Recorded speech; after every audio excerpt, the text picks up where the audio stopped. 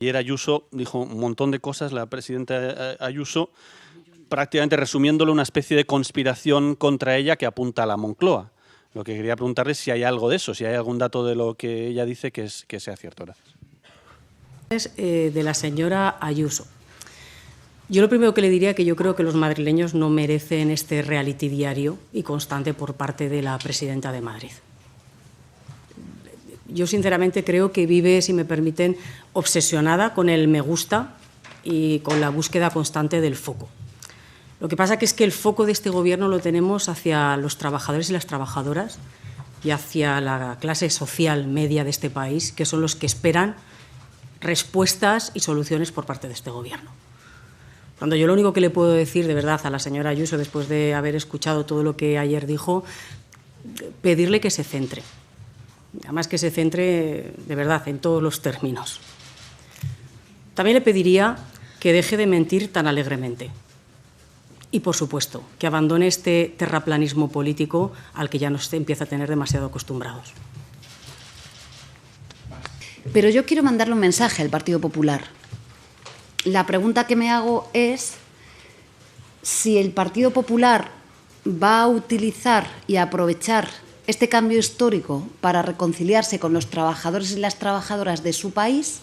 Sus votantes también quieren ver reducida la jornada laboral, o va a cometer el mismo error que cometió con la reforma laboral. Esta es la pregunta. 137 diputados y diputadas que van a tener que elegir si se reconcilian con los trabajadores y las trabajadoras de su país.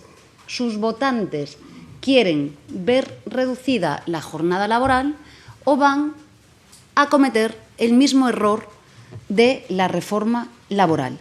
Digo esto porque saben que este debate ya fue al Congreso de los Diputados y el Partido Popular se abstuvo en esta votación. Y esta es la pregunta. ¿Qué tipo de oposición formula el Partido Popular? Tengo que aprovechar, querida portavoz, para decirle al señor Aznar que las huelgas no son absentismo, son derechos laborales. Digo porque para que ustedes sepan que lo que es y no es absentismo. 12 millones de pensionistas que con este decreto veían aumentadas sus pensiones para que no perdieran poder adquisitivo. A favor de 4 millones, especialmente de jóvenes y de trabajadores y trabajadoras, que son los que usan fundamentalmente el transporte público y que lo iban a tener o gratis o subvencionado. A favor de las familias más vulnerables, las más humildes, a las que no se les pudiera cortar ni la luz, ni el agua, ni el gas, o no se les pudiera echar de su piso porque por una situación sobrevenida no pudieran hacer frente al recibo y esas facturas.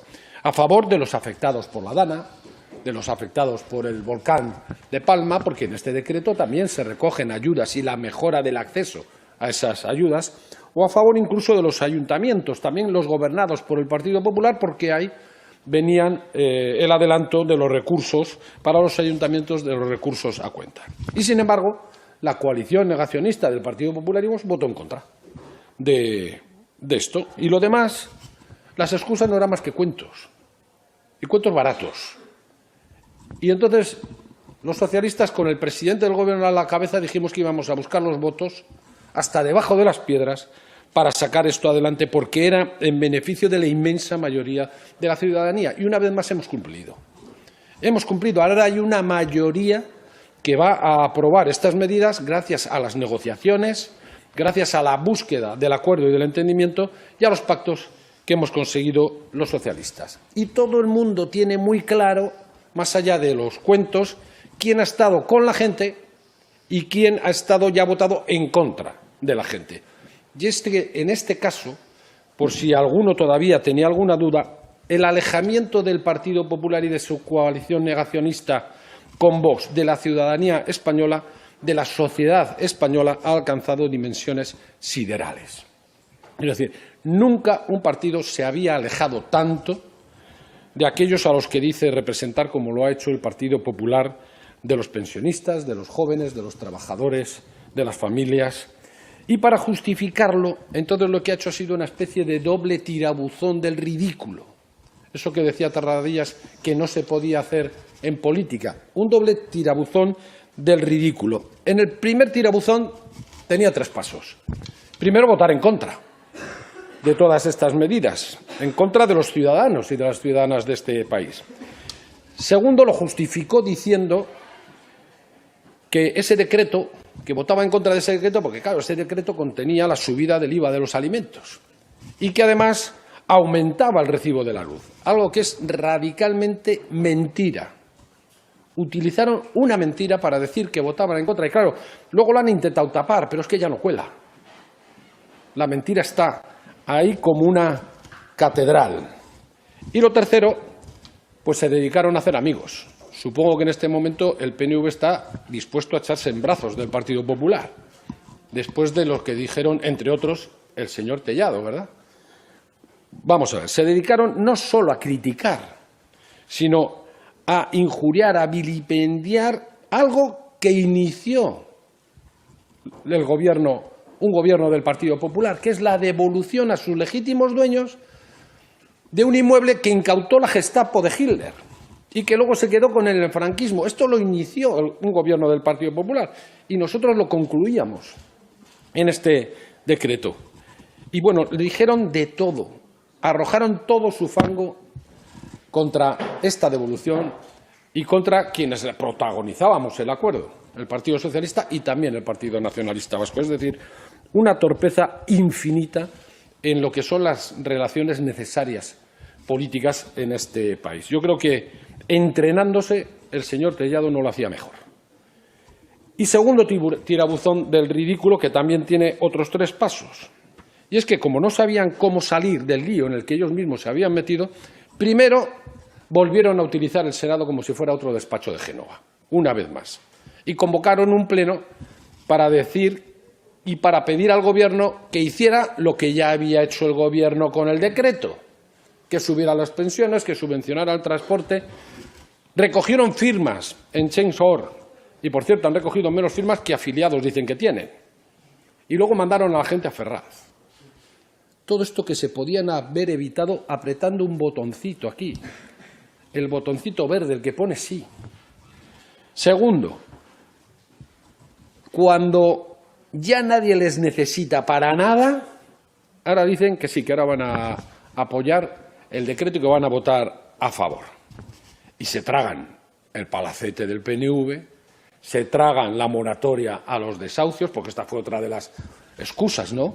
Este gobierno apoya más a los ocupas que a los inquilinos. Por cierto, se les debiera de caer la cara de vergüenza llamar ocupas y delincuentes a las familias humildes, vulnerables, que en un momento determinado, por una cuestión sobrevenida, no pueden pagar un recibo para estar en su propia casa. Se les debiera caer la cara de vergüenza.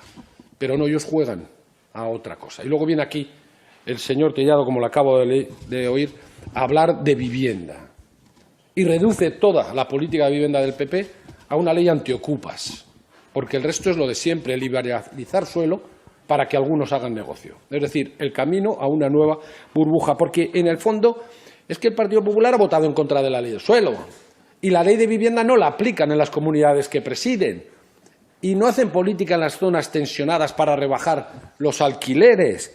Y están rabiosos porque hay una empresa pública para gestionar y para construir un parque público de vivienda. No tienen más política de vivienda que el negocio y el pelotazo, ninguna más.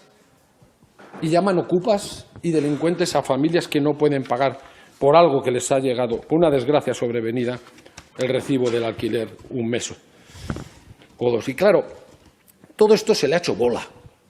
Y como se le ha hecho bola, pues entonces aparece ya el no va más, que es la explicación de por qué van a votar a favor del decreto. Lo hizo Feijóo el otro día. Claro, no se le va a decir votamos a favor de los pensionistas, votamos por los trabajadores o por los jóvenes o las familias. Dijeron, no, votamos para molestar a Pedro Sánchez. Este es el gran argumento del Partido Popular. En esto ha quedado el Partido Popular de Feijóo.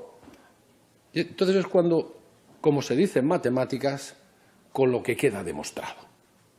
Queda demostrado que Feijóo ha conseguido hacer del Partido Popular un partido cuya única razón de ser es molestar a Pedro Sánchez. Es decir, ha conseguido hacer del Partido Popular un partido inútil. Inútil para España e inútil para los españoles y las españolas, que ofrece sus votos cuando ya no sirven para nada y que ha perdido el norte, el sur, el este y el oeste. Y esto es lo que va a quedar demostrado la semana que viene en el Pleno. Ahí se va a certificar quién está al servicio del país y de su gente, el gobierno progresista y los socialistas, y quién ni está ni se le espera. De que usted plantea tiene que ver con algo clave en España. Humildemente lo digo. Se llama desafección ciudadana. Tenemos un enorme agujero democrático en el que la política se ha convertido en un problema para la ciudadanía y en el que la ciudadanía se aleja insistentemente de los políticos y las políticas en nuestro país. Yo tengo severas diferencias con mis adversarios políticos, pero creo que el problema que tiene España es que tiene a una oposición que se llama Partido Popular absolutamente destructiva, que no le aporta nada a su país. Son los del no, por no decir el vodevil que hemos visto la semana pasada. Y uno, claro, que tiene derecho a rectificar. De hecho, han rectificado por la boca pequeña con la reforma laboral, aunque han mantenido el recurso ante el Tribunal Constitucional que resolvió recientemente, como ustedes saben. Pero en política en mi casa me han enseñado que más allá de las distancias y de los adversarios políticos, uno tiene que serle útil a su país. Y el Partido Popular tiene un gran debate, porque demoscópicamente sus votantes, que son trabajadores y trabajadoras, quieren también verse beneficiados de la reducción de la jornada laboral. Insisto, la pregunta es, ¿va a repetir, como usted describía, el error de la reforma laboral? Yo creo que tuvo impacto, sin lugar a dudas, negativo en las formaciones políticas, con datos también lo sé, que han votado en contra de la reforma laboral. Una reforma laboral, ahora el ministro de Economía adveraba datos económicos que es que nadie cuestiona. Ni el FMI no solamente no lo cuestiona, sino que la destacan. En este sentido, la preocupación está en tener una oposición puramente destructiva y me van a permitir que es inútil. Yo defiendo la política útil. Y es la que ustedes están esperando, esta reducción de la jornada laboral. Lo sé muy bien, a pesar de que también sé que hay medios de comunicación que ya tienen reducida la jornada. Digo porque hay inspecciones de trabajo, no por nada. Preguntar, ustedes están hablando continuamente del trámite parlamentario, pero todavía estamos en la primera vuelta de esta ley. Quería saber si cabe que de aquí a que se apruebe como proyecto de ley se introduzcan en la norma algunos aspectos como medidas de acompañamiento a las empresas para hacerles más factible esta iniciativa de la reducción de la jornada laboral. Y quería preguntarle también quería preguntarles también a ambos si finalmente fue necesaria la intervención del presidente del Gobierno para que ustedes llegaran a un acuerdo en este asunto. Y a la ministra portavoz, por favor, quería saber si cabe que ustedes dan por hecho ya que la proposición de ley de Junts sobre la cuestión de confianza se va a votar sí o sí, o cabe que si se alcanza algún acuerdo sobre otra carpeta pendiente con Junts, Junts la acabe retirando. Gracias. Y respecto al punto que usted me preguntaba, yo siento reiterarme constantemente en esta cuestión. Siempre que estamos negociando y dialogando con otros grupos, llevamos ese diálogo, esa negociación de una manera discreta y cuando se llega a un acuerdo, que además les tengo que trasladar, que se han dado pasos y hay, digamos, la cuestión está bastante avanzada, se trasladará y se informará con total transparencia y, evidentemente, creo que a ustedes tampoco se les escapa que toda negociación que llevemos con Junts o con el resto de los grupos parlamentarios siempre tiene un paraguas, que es la Constitución. Y con respecto a lo que me preguntaba de la cuestión de confianza, la moción de confianza, creo que ustedes mismos han conocido el documento que Junts ha presentado y saben además también perfectamente cuál es la posición del Gobierno, porque el propio presidente se la trasladaba a todos ustedes la semana pasada. Y sobre las declaraciones, evidentemente, Si se retira o no dependerá, lógicamente, del grupo proponente. Lo que yo sí que les puedo trasladar es lo que el presidente del Gobierno y yo misma, además, también en esta mesa hemos manifestado sobre la necesidad, en este caso no necesidad, de esa cuestión de confianza. Y creo que además hemos sido muy claros sobre este tema. Y luego, por supuesto, volverán a intervenir la vicepresidenta y el ministro, pero, oiga, frente a una ley, la que sea, no se pueden ustedes imaginar el debate que se genera entre los distintos miembros del Gobierno.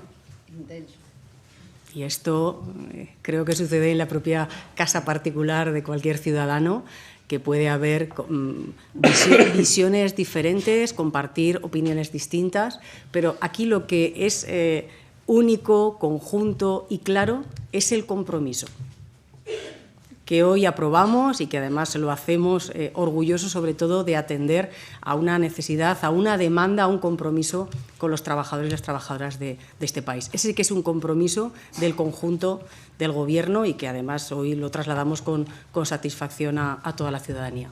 Y a partir de ahí, por supuesto, les dejo de nuevo que añadan. Para nada, es que yo creo que doy por reproducido lo que ha dicho la portavoz. Solo a la pregunta que usted formula, el texto se sustancia, se aprueba, se publica en el Boletín Oficial como está, es decir, respetando absolutamente el diálogo social y, por supuesto, el acuerdo sustanciado con los sindicatos, como ha pasado a lo largo de la historia de nuestro país.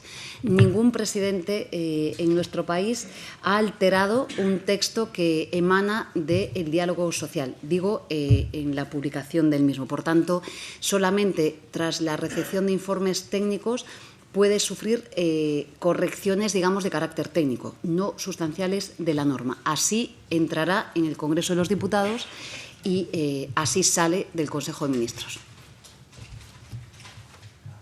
Propio del siglo XXI, que va a ser, por supuesto, digital, interoperable, no son absentismo, son derechos laborales. Y en el que la Inspección de Trabajo va a saber en tiempo real cuáles son las jornadas que cualquiera de ustedes van a hacer.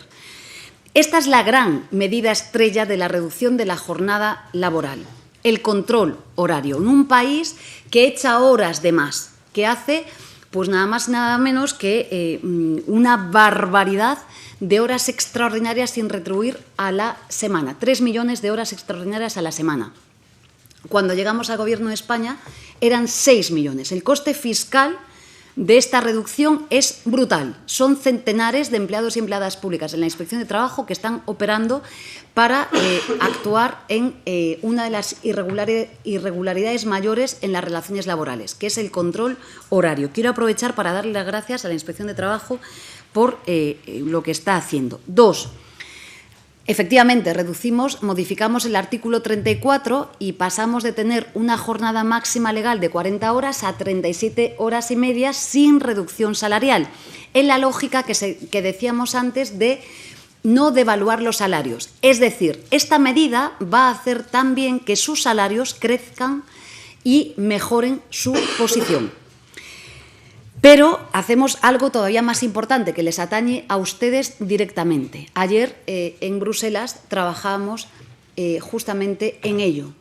Y es que van a tener derecho a la desconexión. Ningún trabajador ni trabajadora española va a tener que responder a un mail, a una llamada, ni siquiera de un ministro o ministra, cuando ustedes estén fuera, digo ni ministro ni ministra, cuando ustedes estén fuera de la jornada laboral. Esto no solamente es una medida, es que sé que lo hacemos, así que esto no tienen que atenderla y no solamente no va a irrogar reproches laborales, es decir, sanciones en el ámbito laboral, sino que además da un marco de protección y de concepción del mundo del trabajo que no tiene nada que ver con lo que hoy está pasando. La conexión permanente causa daños en salud mental y en un estrés permanente. Y por eso, otro de los elementos que planteamos aquí es central, es el derecho a la desconexión. Termino ya. Van a ver que son muchos los aspectos que modificamos la parcialidad, modificamos en la lógica de la reforma laboral, cómo se practican las infracciones y sanciones que vuelven a estar individualizadas y, por tanto, también incrementando su cuantía. Pero termino ya.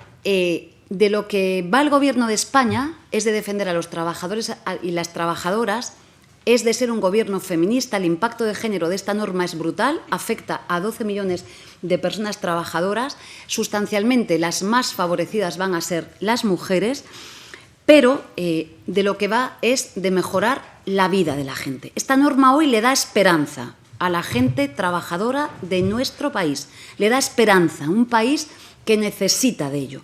Y si me permiten, creo que necesitamos reformas como esta, que son reformas cotidianas, pero que siendo cotidianas y hablan de las cosas pequeñas, entran en las casas de los españoles y las españolas, hacen que la vida real cambie. Y como he empezado, creo que hoy sí es un día histórico. Fíjense, 106 años de la huelga de la canadiense, fíjense, España, el primer país de la OIT, ayer estaba con el director general de la OIT, el primer país que contempló una jornada laboral de 8 horas, pero eso sí, en cómputo de 48, y hoy creo que nuestro país vuelve a hacer historia. Les quiero dar las gracias a los periodistas, a las periodistas de nuestro país, porque han estado siguiendo este debate durante 11 meses, y termino dando las gracias también al diálogo social en España. Goza de buena salud. Gracias, Pilar. Bueno, gracias por su presencia. Permítame decirles que hoy es un día en el que merece la pena formar parte del Gobierno de España.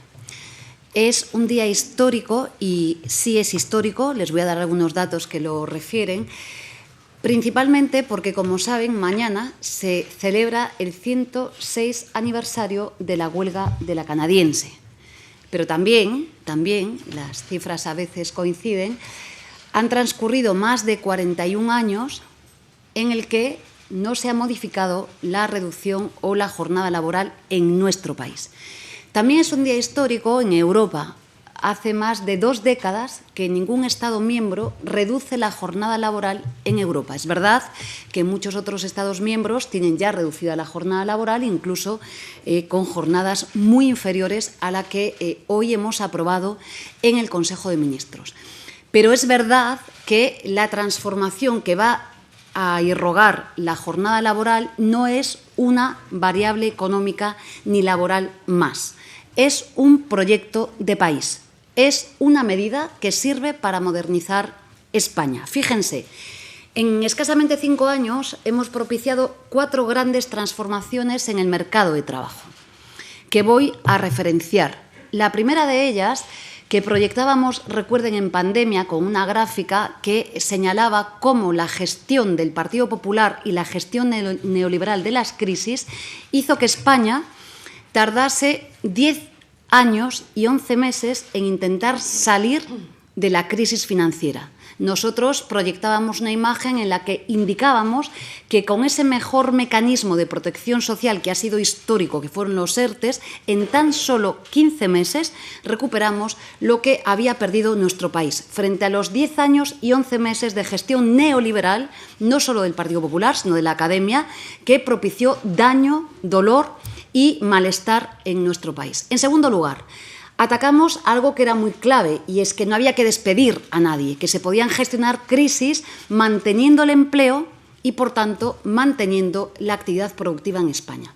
Pero hemos hecho algo muy importante, y es que hemos deconstruido la lógica de la devaluación salarial. Recuerden ustedes lo que nos decía la academia y el neoliberalismo, que nos decía que para poder avanzar había que reducir salarios. Pues bien, la gran transformación que ha propiciado España es que, incrementando el salario mínimo interprofesional el 61%, todas las tesis neoliberales que decían que iba a destrozar el empleo no eran reales. Tenemos más ocupación que nunca, tenemos más crecimiento económico que nunca y tenemos gente que vive mucho mejor en nuestro país. Y aunque tenemos una enorme desigualdad y queda muchísima tarea por hacer, es verdad que esa lógica, no solo de no devaluar los salarios, sino de incrementar de manera poderosa el salario mínimo, sirve para mejorar la vida de la gente. 3.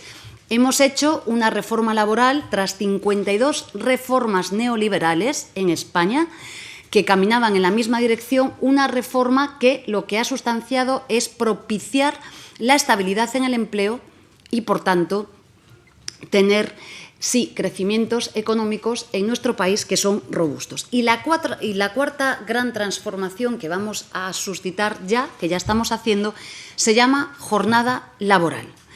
Insisto, no es una variable económica más, ni una variable laboral, es algo muchísimo más importante. Quiero recordarles, como les hago siempre, que el trabajo no es una mercancía. Esto lo dice la Declaración de Filadelfia del año 1944.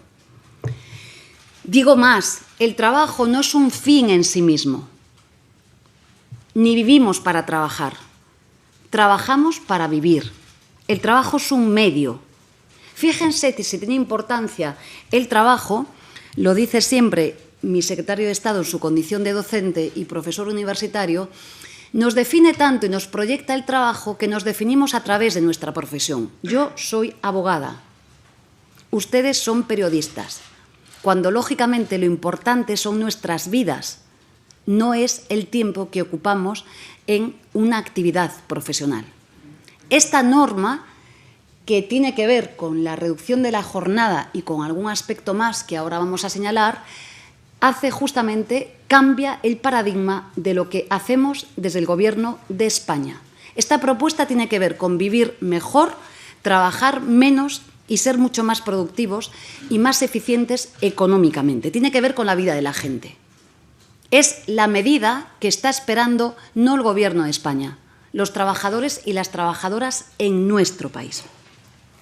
Es una medida que mejora la vida de las personas. Esto ya solo justifica la misma. 2.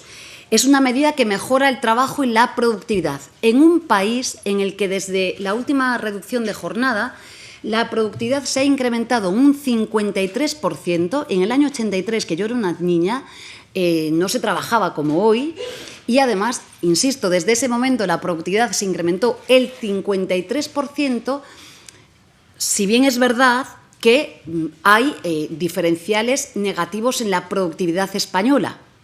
Van a ver ustedes cómo la productividad de los trabajadores y las trabajadoras se ha incrementado por encima del 15%, sin embargo, la productividad del capital decrece a un ritmo del 21%. Quiere decir esto que cuando hablamos de productividad hay que señalar a quien no está haciendo las tareas convenientes en términos de productividad. Insisto, la productividad de los trabajadores y trabajadoras, la suya, está funcionando en el país y la parte del capital es la que tiene que mejorar como proyecto de país. En todo caso, la eficiencia indica, empírica, y la academia, que la reducción de la jornada laboral va a servir para mejorar la productividad en nuestro país. Permítame que les diga que no es una medida o no se trata de que echemos horas en el trabajo. Esta expresión, echar horas en el trabajo, forma parte de una gestión de recursos humanos que es un poco, ¿no?, que mira un poco para atrás. No se trata de echar horas en el trabajo, se trata de ser eficientes en el trabajo. Y está demostrado, insisto, que a partir de una permanencia en el puesto de trabajo, la productividad no solamente no crece, sino que decrece. Por tanto, este es el elemento que vamos a corregir con la reducción de tan solo media hora diaria en la jornada laboral de los trabajadores y trabajadoras en nuestro país. Es una medida que reduce el absentismo. Tengo que aprovechar, querida portavoz, para decirle al señor Aznar que las huelgas no son absentismo, son derechos laborales. Y es que ante los momentos dramáticos que estamos viviendo en el mundo, necesitamos dar respuestas que generen certidumbre, seguridad y aliento a un proyecto europeo que tiene que ganar fuerza. Digo aquí que Europa tiene que despertar y digo aquí que Europa tiene que despertar haciendo algo vital, y es que tiene que tener una política de defensa propia y una política exterior también propia. Y esto es fundamental en el proyecto europeo. Europa tiene que despertar, tiene que resituarse frente a una amenaza en la que, les vuelvo a decir, claro que la administración Trump tiene intereses. El modelo Airbus frente a Boeing no le interesa a Trump.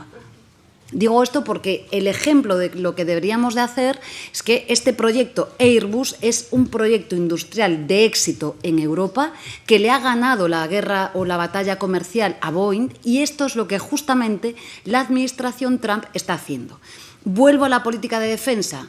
Europa necesita un proyecto europeo de defensa propio, con perfil propio, y en el que redefinamos desde todos los Estados miembros justamente cuál es de manera estructural la política de defensa europea que hoy debemos de hacer, y en segundo lugar la redefinición de los presupuestos en el conjunto de la Unión Europea. Ergo, no va de incrementar el presupuesto, es más, una política de defensa europea. Ayer hablábamos de esto también con los representantes del CES y de la OIT, basado solo en el incremento del gasto militar, probablemente ensanche las políticas de los populismos de extrema derecha en el conjunto del mundo.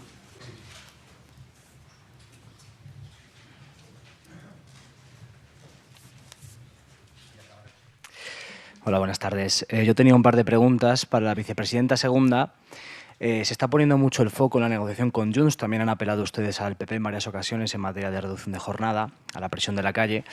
Y yo le quería preguntar si han abierto también ronda de negociaciones con otros grupos, los grupos de la izquierda, Bildu, Podemos, Esquerra Republicana, que en otras ocasiones, con otros trámites, han afiado al Gobierno que inicien sus negociaciones precisamente con los grupos de la derecha, ¿no? Porque entienden que eso ya puede condicionar de alguna manera la negociación con medidas más conservadoras. Entonces quería saber qué le parece esto y si tienen este temor. Y a la ministra portavoz le quería preguntar por una información que hemos conocido hoy. Varias trabajadoras del Ayuntamiento de Algeciras han acusado al alcalde, a José Ignacio Landaluce, del Partido Popular, de episodios de acoso, episodios que no tienen cabida, y le quería preguntar sobre su valoración sobre esto. Muchas gracias. Sí, gracias. La respuesta que le tengo que dar es que sí. Esta norma nos hemos reunido en distintas ocasiones con todas las formaciones políticas, excepto con Vox, lo vuelvo a reiterar. Tienen este documento, creo que como ustedes, no voy a faltarles a la verdad, el 31 de diciembre del pasado año fue remitido por la Secretaría de Estado, creo que ustedes tuvieron acceso a él, a todas las formaciones políticas, y hemos hecho esto justamente, es decir, la garantía de que el acuerdo de diálogo social, por eso era tan importante, se respetase, y la conveniencia, por supuesto, del bloque de investidura. Esto es lo que hemos hecho justamente en este aspecto. Y, por supuesto, saben que incluso con algunas formaciones políticas hemos hecho varias rondas. Quiero decir que saben perfectamente lo que estamos haciendo, y ahora sí que la norma ya en esta separación de poderes forma parte del legislador, y el legislador y la legisladora convendrán sobre este aspecto. Desconocía la información que usted me trasladaba, pero espero que la investigación llegue hasta sus últimas consecuencias. Además, creo que esta sociedad, cada vez más afortunadamente, está concienciada que el abuso sexual, el acoso sexual, no tiene cabida en nuestra sociedad. Y además lo digo especialmente en el día después de haber escuchado a comparecer en el juicio a la jugadora de fútbol, a Jenny Hermoso, y además, si me permite, ya no solamente como portavoz, sino también como mujer, porque también hemos podido leer y escuchar, especialmente a través de las distintas plataformas digitales, cómo se volvía otra vez a señalar a la víctima. Y creo sinceramente que hoy también hay que lanzar un mensaje de poner pie en pared frente al abuso y al acoso sexual, y sobre todo también trasladarle a Jenny Hermoso y a muchas otras mujeres que no están solas, y que desde luego vamos a seguir dando esos pasos necesarios para que esta sociedad destierre de una vez esas formas de actuar, ese abuso, ese acoso, y que el feminismo de una vez gane todo el terreno.